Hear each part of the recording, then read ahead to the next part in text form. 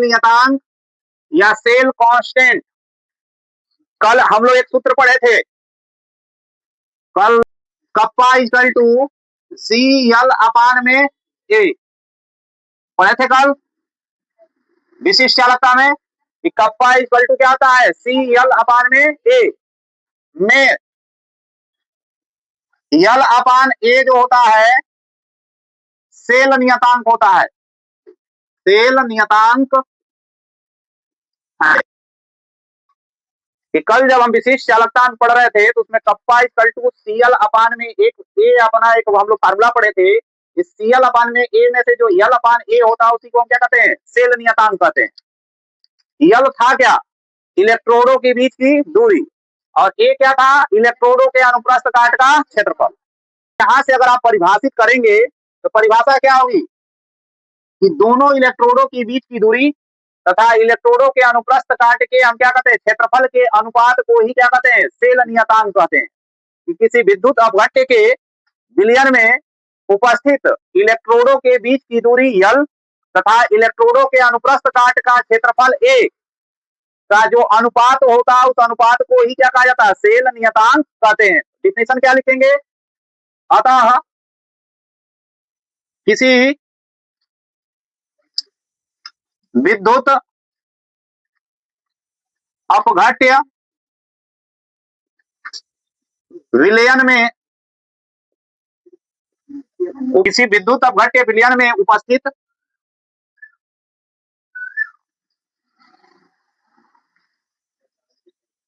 इलेक्ट्रोडों की बीच की दूरी ब्रैकेट में स्मॉल एल व इलेक्ट्रोडों के अनुप्रस्थ काट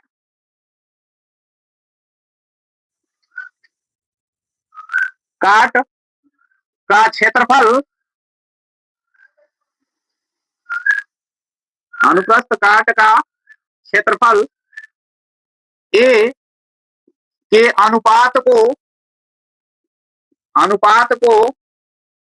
सेल नियतांक कहते हैं, सेल नियतांक कहते हैं। Kappa equal to C L upon A में जो एल अपान ए होता है इसी को हम क्या कहते हैं, सेल नियतांक कहते हैं।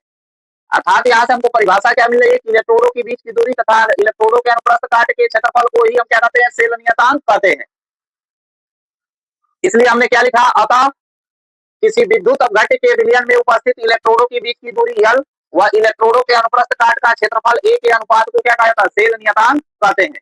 इसलिए ध्यान देंगे अब यहां से, इसलिए kappa equal to C L upon में ए में एल अपान ए बराबर क्या होगा बाबू, सेल नियतांक होगा। क्या होगा, सेल नियतांक होगा।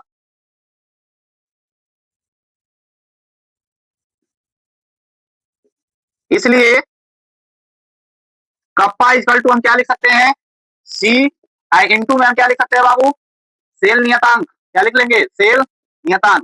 क्यों लिखेंगे, क्योंकि एल अपान ए बराबर होता है सेल नियतांक। सेल नियतांक बराबर भी क्या हो जाएगा, एल अपान ए हो जाएगा। इसलिए हमने क्या किया, kappa equal to C into क्या आ जाएगा, सेल नियतांक। नियतांक बराबर हो जाएगा सेल नियतांक इक्वल टू आपका आ जाएगा कप्पा अपान में सी। क्या आ जाएगा, कप्पा अपान में सी। क्योंकि कल भी पढ़ाया गया था कि सी इक्वल टू होता है 1 अपान आर, पढ़ाए थे कि सी इक्वल टू क्या होता है, 1 अपान आर। चालकता जो होती है रेजिस्टेंस की क्या होती है, व्युत्क्रम होती है। अगर इसके स्थान पे इसको लेकर आएंगे तो क्या लिखेंगे हम, सेल नियतांक बराबर, सेल नियतांक बराबर हो जाएगा आपका कप्पा, सी के स्थान पे क्या लिख देंगे, 1 अपान आर। आर कहां चला जाता है बाबू, तो क्या आ जाएगा, सेल नियतांक इक्वल टू हो जाएगा आपका kappa into R, kappa into R. अर्थात कह सकते हो सेल नियतांक जो होती है विशिष्ट चालकता कप्पा और प्रतिरोध का क्या होती है, गुणनफल होती है। प्रतिरोध का क्या होती है, गुणनफल होती है। या इसी को हिंदी में अगर लिखना होगा तो हम क्या लिखेंगे, सेल नियतांक, नियतांक इक्वल टू हम लिख सकते हैं क्या कि विशिष्ट चालकता, विशिष्ट चालकता गुणे में क्या आ जाएगा, प्रतिरोध, गुणे में प्रतिरोध, यानी प्रतिरोध का मान दिया हो और विशिष्ट चालकता का मान दिया हो तो दोनों का गुणनफल जो करेंगे तो वो किसका मान निकल जाएगा, सेल कांस्टेंट का मान निकल जाएगा। किसका मान निकल जाएगा, सेल कांस्टेंट का मान निकल जाएगा। और क्या होता है, अगर मान लीजिए कि सेल नियतांक दिया हो, विशिष्ट चालकता दिया हो, चालकता का मान दिया हो तो दोनों का अनुपात निकालेंगे तो सेल नियतांक का मान निकल जाएगा। क्या हो जाएगा, दोनों का मान निकल जाएगा, निकल जाएगा। या फिर क्या हो, सेल नियतांक का मान और चालकता दिया हो, विशिष्ट चालकता निकालना हो तो क्या करेंगे, दोनों का मल्टीप्लाई कर देंगे तो विशिष्ट चालकता के बारे में पता चल जाएगा। ठीक है, अगर यहाँ पे हम सेल नियतांक का मात्रक देखें कि सेल नियतांक नियतांक का मात्रक, तो सेल नियतांक का जो मात्रक होता है वो होता है सेंटीमीटर इनवर्स या होता है मीटर इनवर्स। क्या होता है, सेंटीमीटर इनवर्स या मीटर इनवर्स। एक नोट देख लीजिए, सेल नियतांक, सेल नियतांक यानी सेल कांस्टेंट का मान प्रत्येक सेल के लिए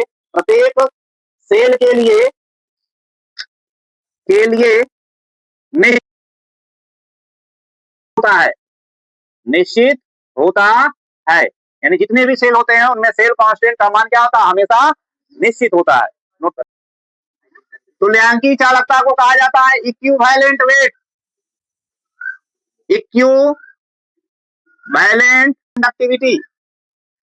कंडक्टिविटी।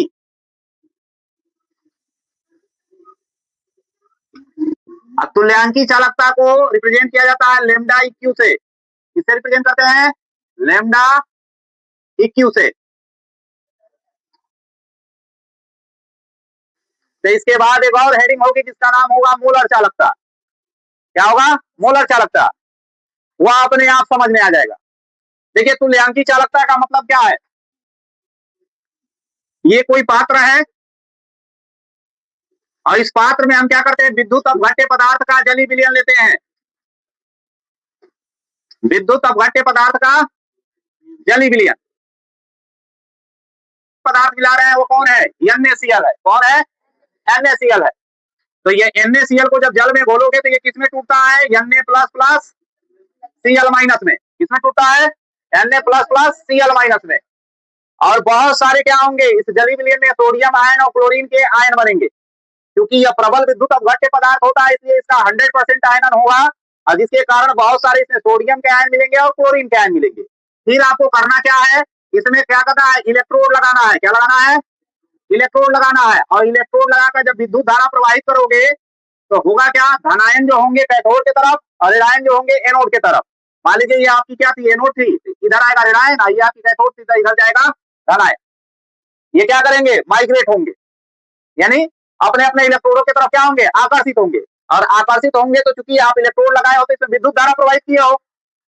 अब विद्युत धारा प्रवाहित करोगे, जैसे ही ये आयन अपने अपने इलेक्ट्रोड की तरफ आकर्षित होंगे विद्युत धारा एक स्थान से दूसरे स्थान तक प्रवाहित होने लगती है, जिसे हम विद्युत अपघट्य की चालकता कहते हैं।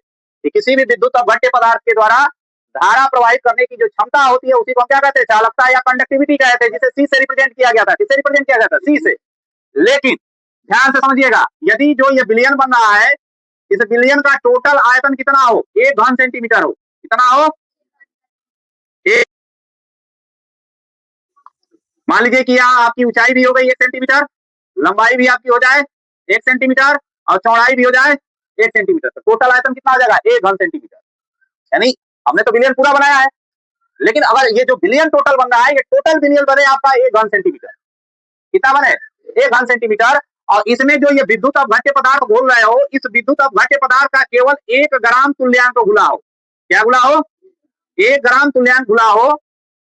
तो इस 1 ग्राम तुल्यांक विद्युत अपघट्य के द्वारा जो विद्युत धारा प्रवाहित करने की क्षमता होती है उसी को हम क्या कहते हैं, तुल्यांकी चालकता कहते हैं। क्या कहते हैं, तुल्यांकी चालकता कहते हैं।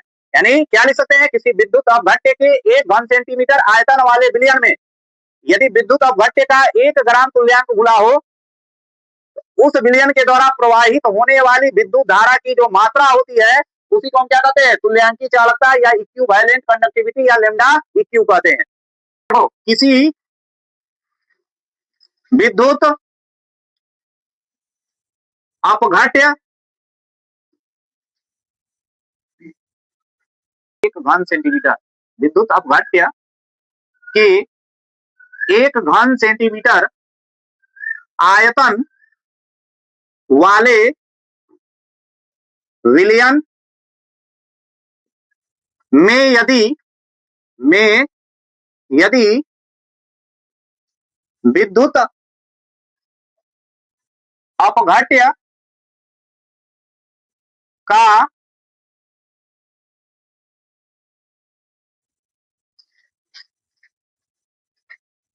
घुला हो तो उस विलयन की उस विलयन की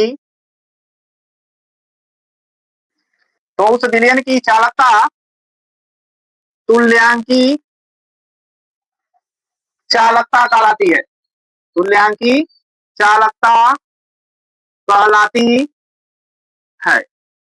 यदि किसी विद्युत अपघट्य का 1 घन सेंटीमीटर आयतन वाला विलयन हो और उसमें हम विद्युत अपघट्य का केवल 1 ग्राम तुल्यांक घुला हो तो उस विलयन के द्वारा जो भी चालकता उत्पन्न की जाएगी यानी विद्युत धारा प्रवाहित करने की जो भी क्षमता उसकी होगी वही उसकी क्या कहलाएगी, तुल्यांकी चालकता लेमडा इक्यू कहलाती है।